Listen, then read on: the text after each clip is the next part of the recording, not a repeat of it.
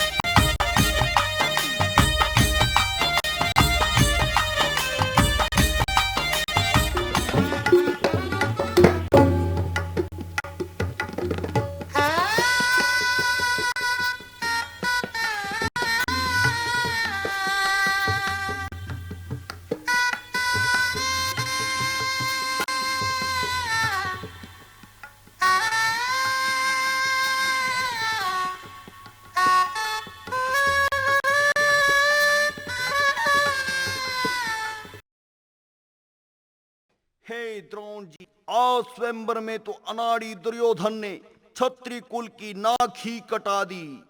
भीष्म जी, इस स्वयंवर में क्षत्रियों की सहायता करने में मैं तो पूरी तरह से विवश हूँ, क्योंकि द्रौपदी मेरी पुत्री के समान है।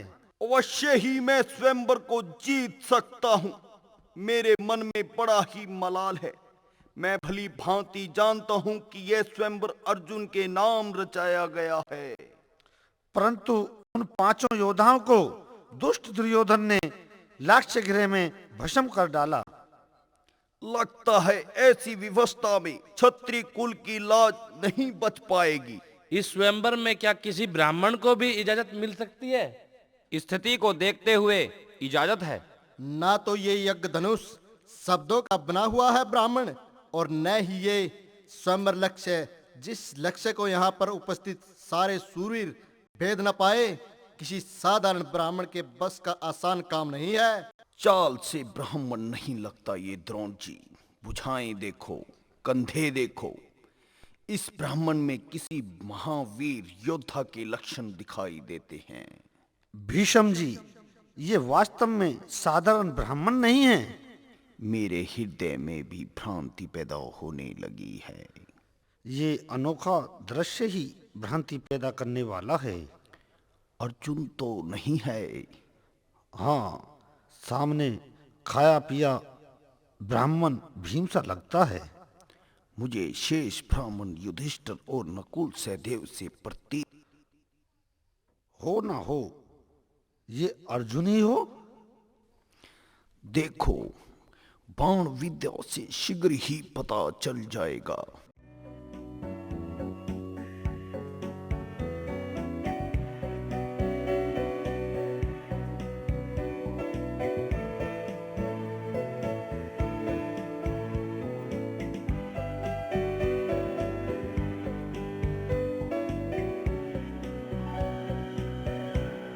ब्राह्मण कुमार की जय हो। ब्राह्मण कुमार की जय हो। द्रोण जी, वीर अर्जुन ने स्वयंवर फतेह कर लिया। चलो, यहाँ झगड़ा अवश्य होगा और हमें अन्याय और अधर्म के साथ खड़ा होना पड़ेगा।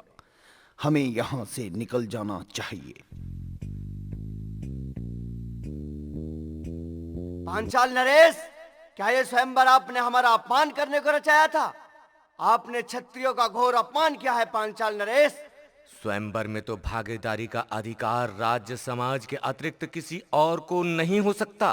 ये कौन कहता है चंदेरी नरेश? मैं ग्वालों के साथ विवाद करके अपने आप को अपमानित नहीं करना चाहता। ये कहकर आपने द्वारका का अपमान किया है चंदेरी नरेश। वो दिन भूल गए जब रुक्मणी हरण में आपको अपने मुंह की खानी पड़ी थी। ये हमारे कुछ लगते हैं दाऊ। इनका आदर करना तो हमारा कर्तव्य बनता है, और फिर क्रोध की पूंजी लुटाने की तो नहीं होती। ये तो देख लिया करो कि सामने वाला आपके क्रोध के योग्य है भी या नहीं। वो आशीर्वाद हो या श्राप, बहुत ही सोच समझ कर देना चाहिए।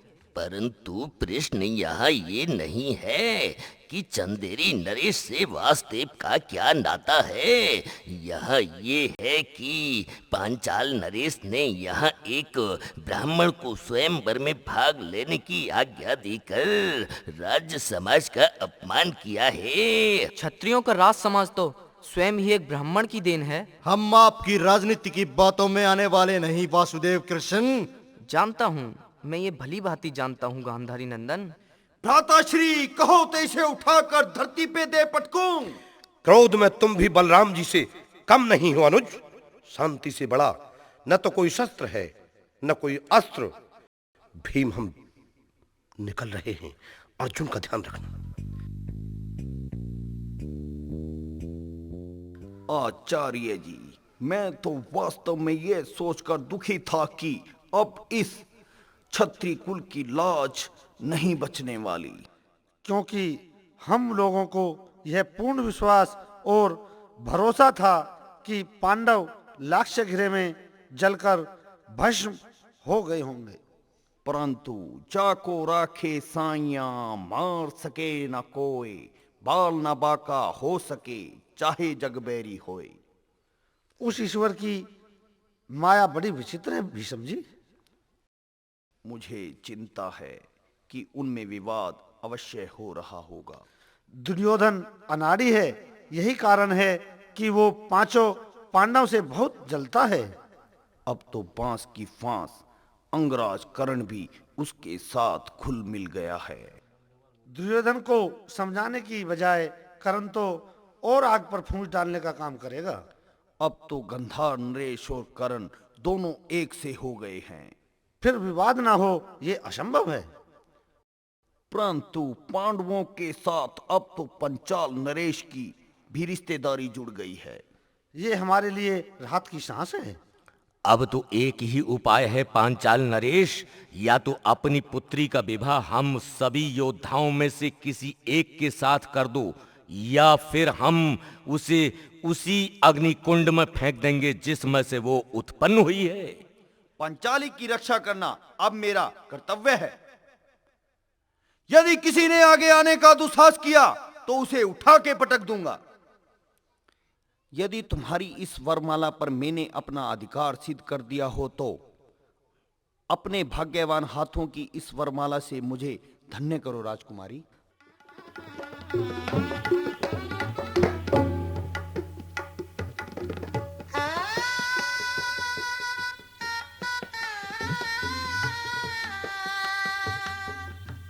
अब तो आप मानिए कि यह अर्जुन ही है।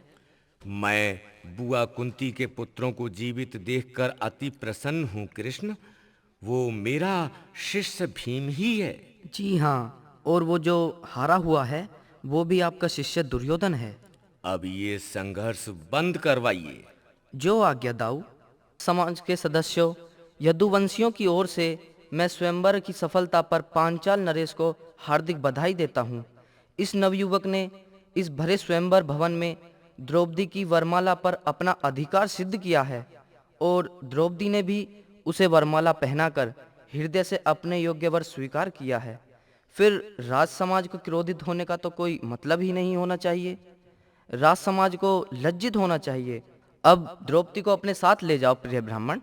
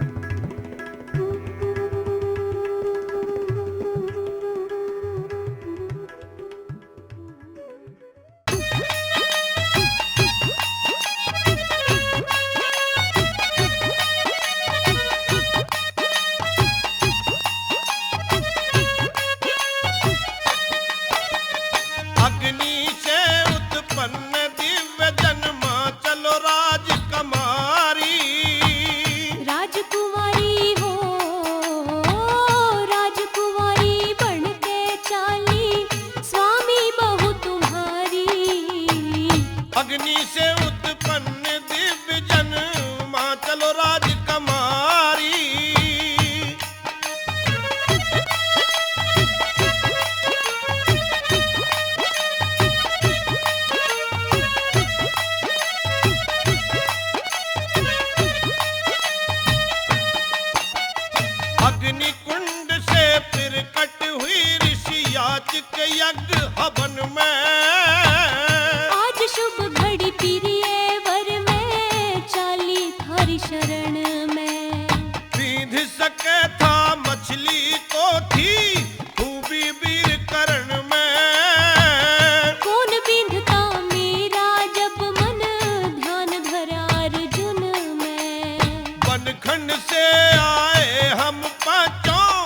बन के विप्र भिखारी। चाहू थी मने हो, चाहू थी मने पति मिले, योद्धा अर्जुन धनुधारी। अग्नि से उत्पन्न दिव्य जन, माँ चलो राजकुमारी।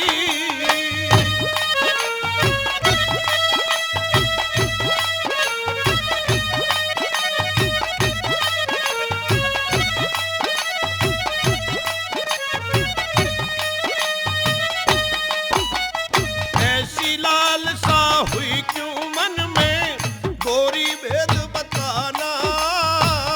किस्मत के पट खोल गया पिया, गंगा जी का नहाना।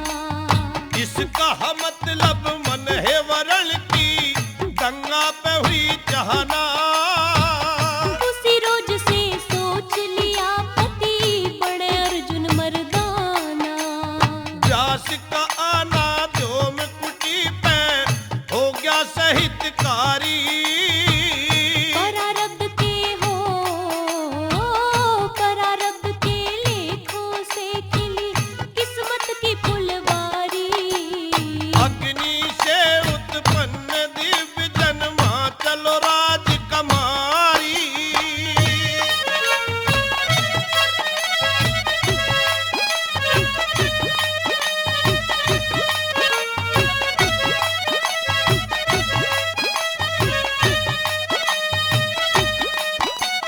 व्यास मुनि की कृपा से हम आए थे स्वयंवर में। आर्या से आनंद आपकी, सुन के बात सफर में। मांडव ऋषि ने रूप बदल दिए, पांचों के पल भर में। चान्हा पूरी होगी मेरी, चली पति के घर में। दर दर ठोकर खानी पड़ जाओ, सुन ले वीर हमारी। साथ रहूंगी हो, साथ रहूंगी सुख दुख में मैं, बड़ पतिव्रता नारी। अग्नि से उत्पन्न दिव्य जन, माँ चलो राजकुमारी।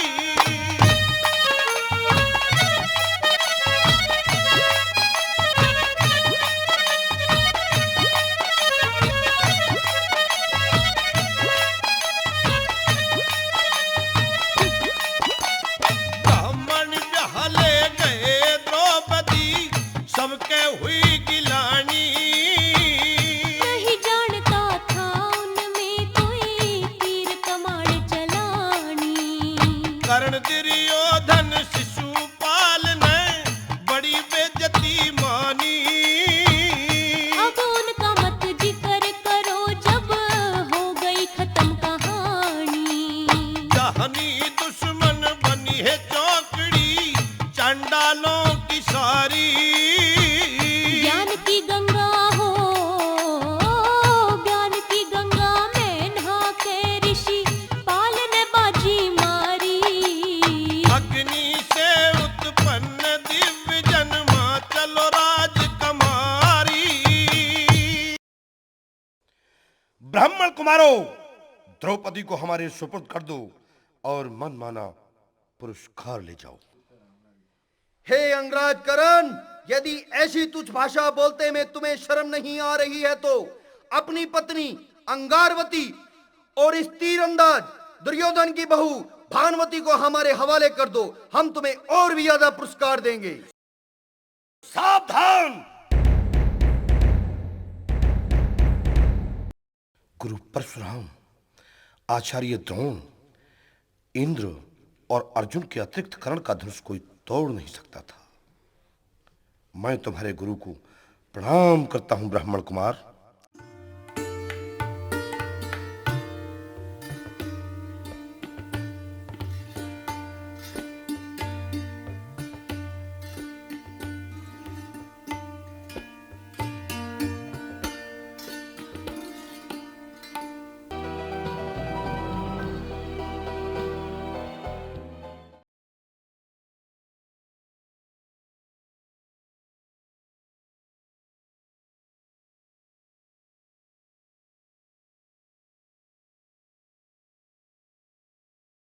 आओ राजकुमार, आओ आओ युवराज दुर्योधन, स्वयंवर का शुभ समाचार सुनाओ।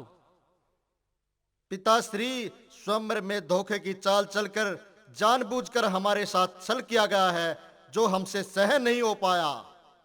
क्या कह रहे हो पुत्र? हम अपना अपमान समझकर उस षड्यंत्र की व्यवस्था में निराश होकर हस्तिनापुर चले आए। ये कैसे संभव हो गया? संभावनाओं पर भरोसा न करके सादृश्यता और सच्चाई पर विश्वास कीजिए पिताश्री। स्वयंवर की प्रतिक्रिया सुनाने का प्रयत्न करो पुत्र। स्वयंवर में उपस्थित सब योद्धाओं के मध्यस्थ जब मैंने धनुष पर प्रत्यंचा चढ़ाकर कढ़ाई में देखकर प्रतिबिंब के लक्ष्य पर निशाना साधा, उसी क्षण स्वयंवर में उपस्थित कुछ घृणित व्यक्तियों ने जोर जोर से शोर मचाना प्रारंभ कर दिया। इसी कारण मेरा निशाना अचूक हो गया पिताश्री। ऐसा दृश्य देखकर राजा द्रौपद को लज्जा नहीं आई? स्वयंवर में योद्धाओं के साथ बड़ी ही मशक्कत और खिलवाड़ की गई है। अपने कानों से उसे ही सुनना चाहता हूँ पुत्र, उसे ही सुनना चाहता हूँ। जब कोई लक्ष्य को नहीं भेद पाया और द्रौपदी के भाई धृष्टद्युम्न ने क्षत्रिय कुल की मर्यादा पर छींटाकशी करनी प्रारंभ कर दी, कुटिल शैली से कुपित होकर जैसे ही तातश्री ने धनुष पर प्रत्यंचा चढ़ाकर लक्ष्य की ओर बढ़ना प्रारंभ किया, तो झट से ही शिखंडी उनके समक्ष आ गया। राजा द्रौपद ऐसे अमानवीय कार्य को सहन करते रहे? इतना ही नहीं पिताश्री, अंगराज वीर कर्ण को वहां बड़ा ही लज्जित किया गया। वो कैसे पुत्र? धनुष पर प्रत्यंचा चढ़ाते चढ़ाते द्रौपदी ने बोलना प्रारंभ कर दिया कि लक्ष्य भेदने से पहले अपने माता पिता और कुल मर्यादा से परिचित कराना होगा। यदि परिचय दिए बिना लक्ष्य भेद के स्वयंवर की शर्त को जीत भी लिया तो सुनो सूत पुत्र कर्ण, मैं क्षत्रिय राजकुमारी द्रौपदी तुम्हारे तुच्छ गले में वरमाला नहीं पहना सकती। मैं ये नहीं समझ पा रहा हूं कि राजा द्रौपद ने ऐसा गलत व्यवहार आखिर क्यों किया? पिताश्री, आपके इस प्रश्न का उत्तर हम नहीं दे सकते। आचार्य द्रोण और तातश्री गंगा पुत्र भीष्म को बुलाया जाए। कैसे याद किया महाराज।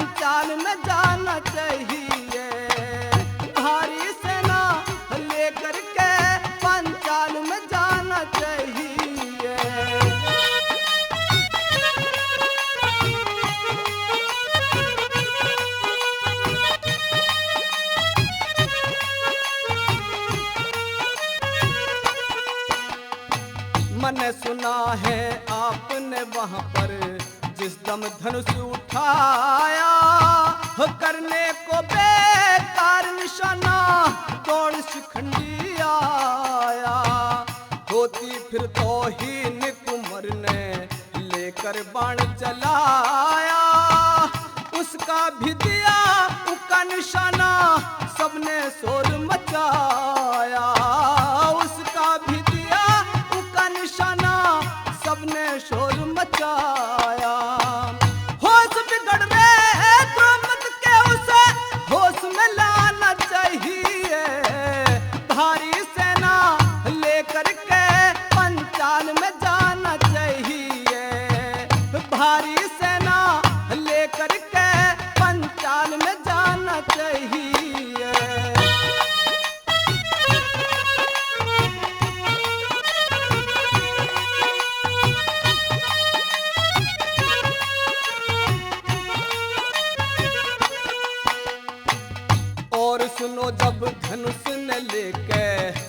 गया करण मर्दाना।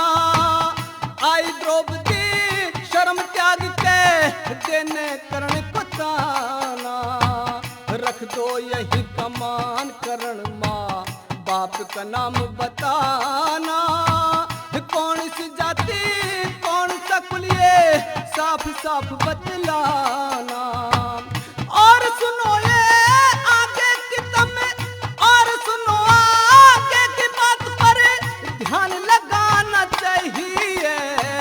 भारी सेना लेकर के पंचाल में जाना चाहिए। भारी सेना लेकर के पंचाल में जाना चाहिए।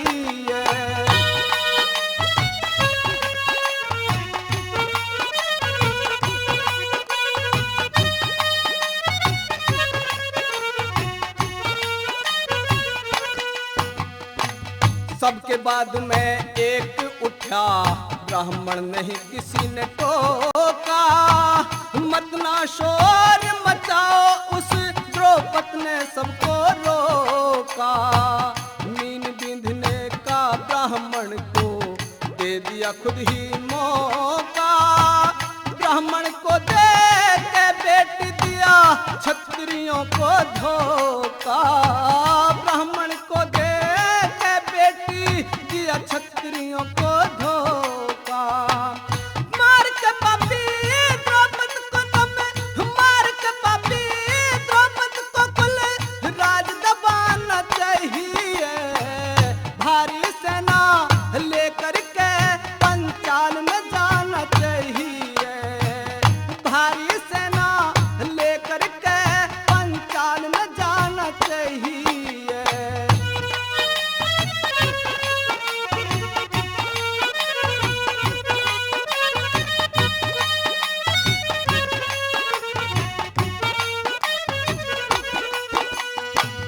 हाथी घोड़े पैदल पलटन जाके करो चढ़ाई।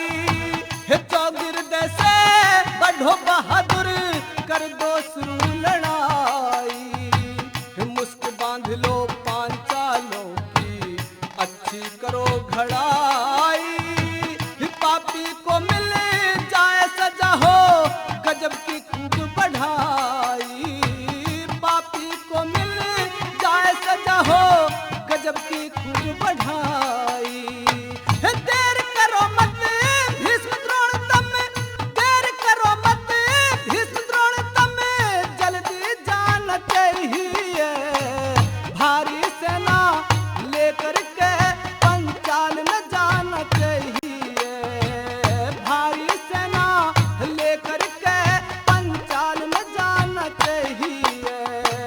उस पापी राजा द्रौपदी का मान घटाना चाहिए।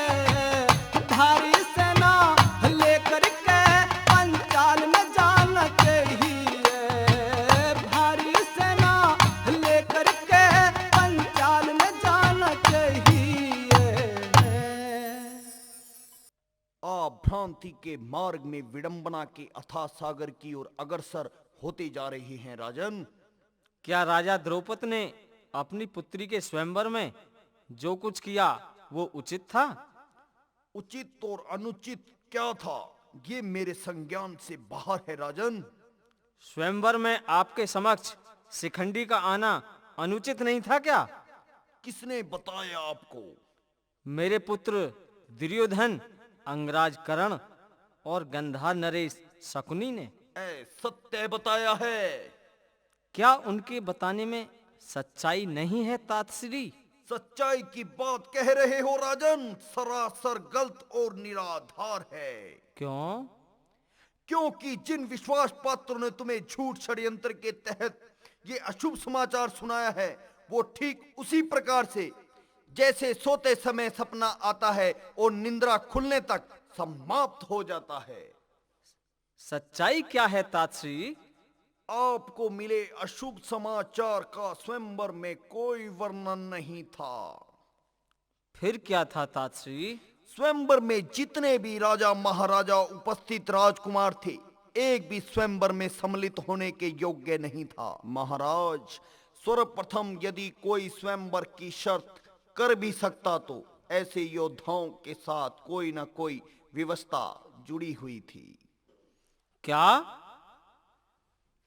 सर्वप्रथम मेरे और आचार्य द्रोण के साथ राजा द्रौपद का गुरु भाई होना रिश्ते के पवित्र बंधन के कारण विपरीत समस्या थी, परंतु क्या तातश्री?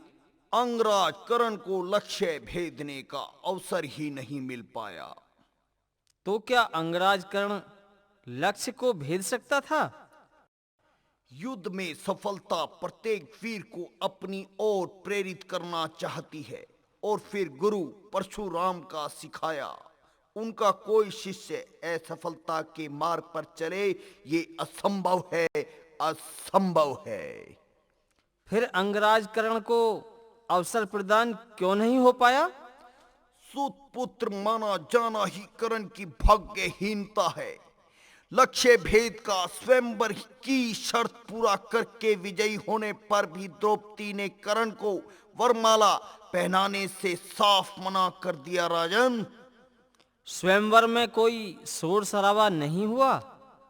शोर शराबा अवश्य हुआ, परंतु छल करने के उद्देश्य से नहीं, किसी योद्धा को उसकी धनुर्विद्या में विचलित करने के लिए नहीं। तातश्री, आपकी बातों पर मुझे पूर्ण विश्वास है। यदि विश्वास में कोई आशंका हो तो ध्यान से सुनिए राजन, पूर्ण पुष्टि हो जाएगी। लाक्षागृह में जलकर भस्म हो जाने के पश्चात मांडव ऋषि की कृपा से द्रौपदी के स्वयंवर में हमें अपरिचित अज्ञात व्यक्तियों की भांति कोई पहचान नहीं पाया। अगर माता श्री आप विवेक के दर्शन न कर पाती तो हमें स्वयंवर में अवश्य ही पहचान लिया गया होता। कर्ण जैसे योद्धाओं ने विप्र कुमार समझकर ही मार्ग में हम पर आक्रमण किया था।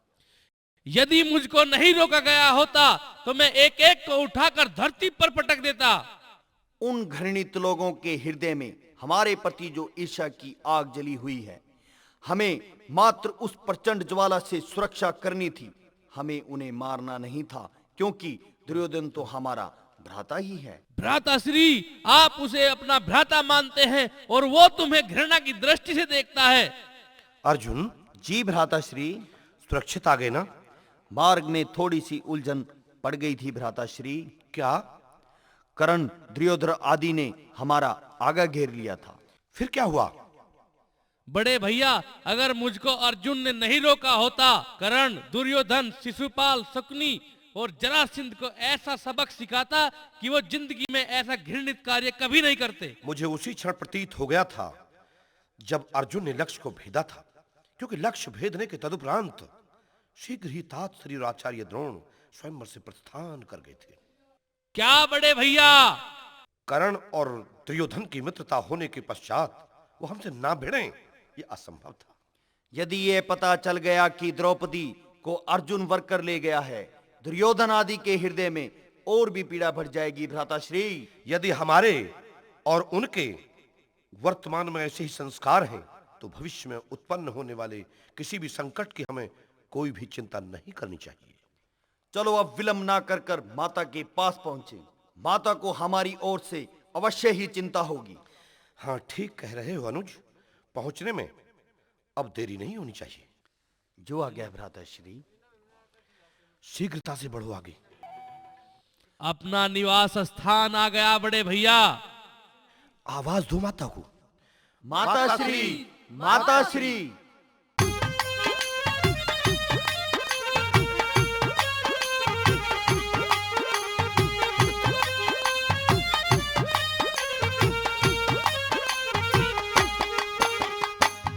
लाए हैं एक चीज अनोखी, पांचों राजकुमार प्यार से कर माता स्वीकार, प्यार से कर माता स्वीकार।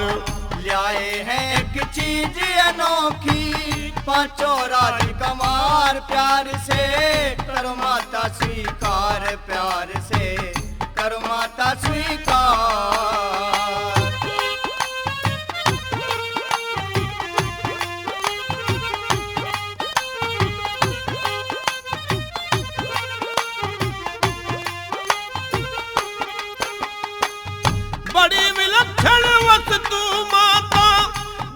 जाते न्यारी से, देखते तू खुश हो जागी अनमोल चीज प्यारी से, अनमोल चीज प्यारी से।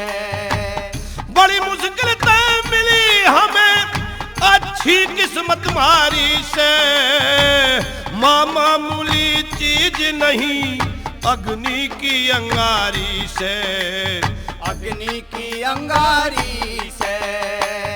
महतारी धर ध्यान ले आए, दौलत बड़ी महान दान भिक जामा बेशुमार प्यार से कर माता स्वीकार। लाए हैं एक चीज अनोखी, पांचों राजकुमार प्यार से कर माता स्वीकार, प्यार से कर माता स्वीकार।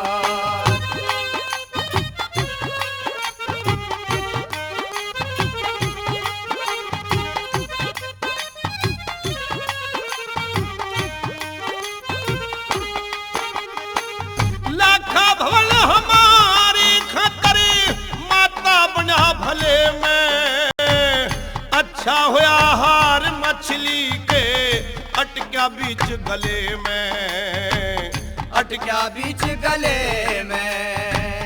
दिखा नहीं फायदा दिरियो धन के हाथ मले में, शिक्षा का फल मिला गुरु संगत के बीच पले में, संगत के बीच पले में। चले आए हम काट का संकट अपने खास निवास आस बस, माता का अधिकार प्यार से कर माता स्वीकार।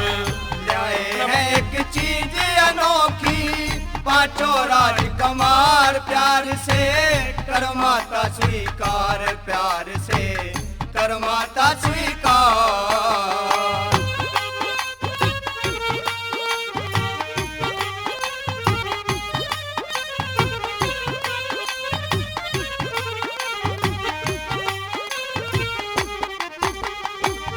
व्यास मुनि ने धन्य करे संस्कार की सुना कहानी, धन्यवाद श्री विदुर भक्त का बच गए छह प्राणी, बच गए छह प्राणी। बीहड़ जंगल की मिलगी माता जी ठोकर खानी, धन्य भाग हो जाएंगे माता अद्भुत देख निशानी, अद्भुत देख निशानी। वस्तु यह वीरानी री माता बनगी हमारी शान, मान ले कीमत ये उपहार प्यार से कर माता स्वीकार। लाए हैं एक चीज अनोखी, पांचों राजकुमार प्यार से कर माता स्वीकार, प्यार से कर माता स्वीकार।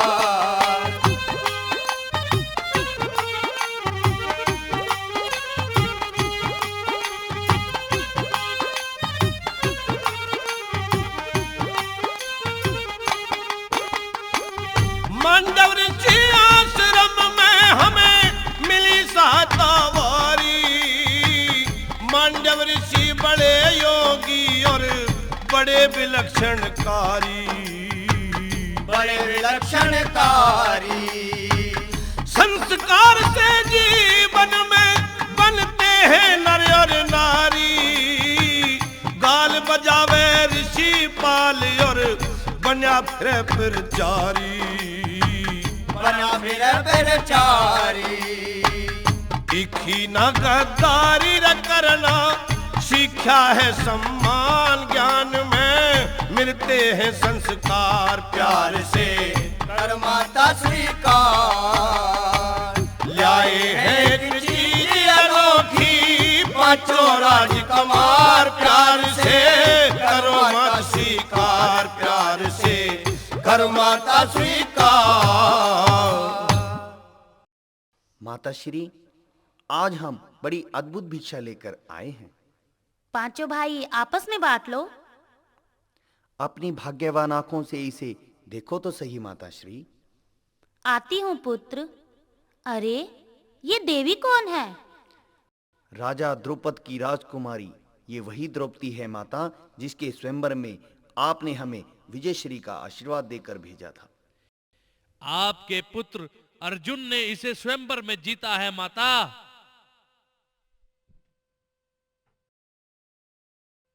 अखंड सौभाग्यवती भव। परंतु माता श्री, आपने इसके विभाजन का आदेश दिया है। इसके विभाजन का आदेश? क्या मेरी मति मारी गई? मैं पुत्र वधू के विभाजन का आदेश दूंगी।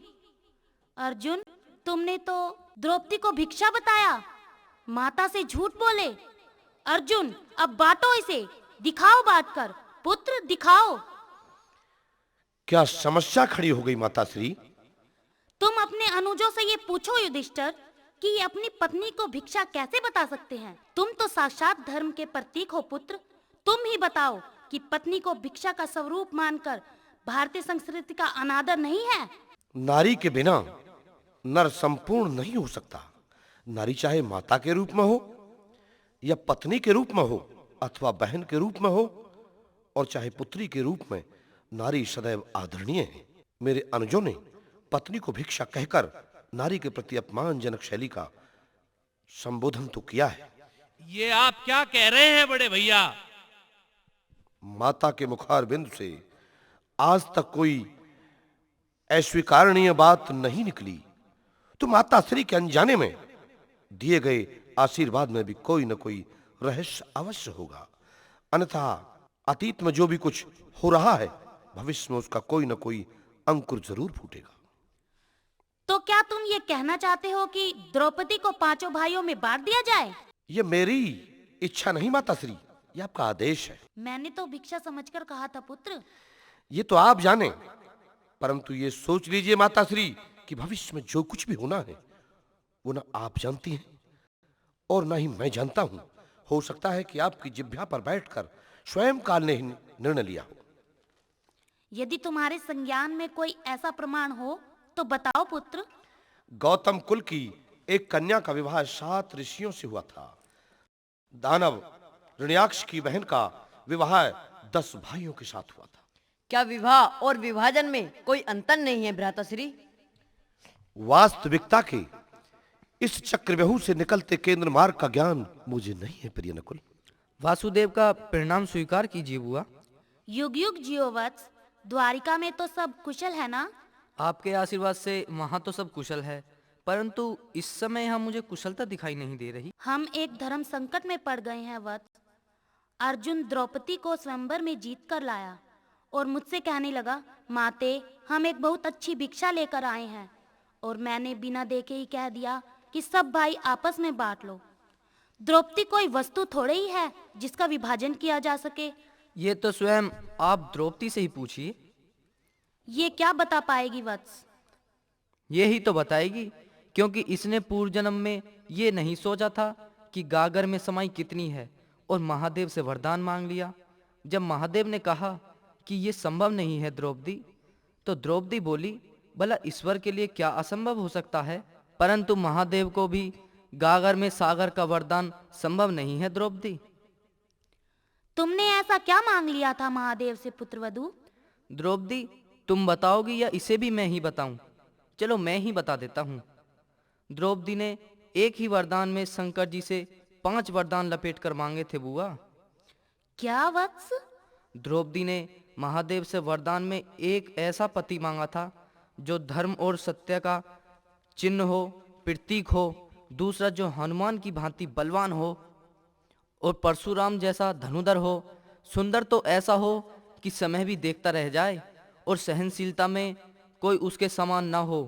क्या तुमने महादेव से ये वरदान नहीं मांगा था द्रौपदी? और क्या महादेव ने ये नहीं कहा था कि ये सारी श्रेष्ठताएं और चेष्टाएं एकत्रित नहीं हो सकती? कुछ मांगने से पहले तुम्हें ये अवश्य सोच लेना चाहिए था कि जो मांग रही हो तुम्हारे हाथ में उसकी समय है भी या नहीं। महादेव से तुमने हट करके वरदान तो ले लिया। अब बुआ के मुख से स्वयं महादेव के वरदान की वर्षा हुई है, क्योंकि आधुनिक संसार में युधिष्ठिर धर्म का चिन्ह है। यह है महादेव का प्रथम वरदान। आधुनिक संसार में भीम से शक्तिशाली कोई नहीं। महादेव का दूसरा वरदान, आधुनिक संसार का सबसे बड़ा धनुर्धर अर्जुन है। महादेव का तीसरा वरदान। आधुनिक संसार में नकुल से सुंदर कोई नहीं है। महादेव का चौथा वरदान।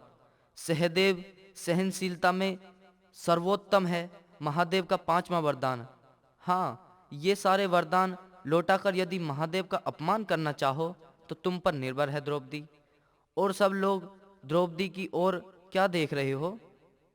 अर्जुन, तुमने स्वयंवर अवश्य जीता है, परंतु उसका अर्थ ये नहीं कि जीती जागती द्रौपदी भिक्षा हो गई।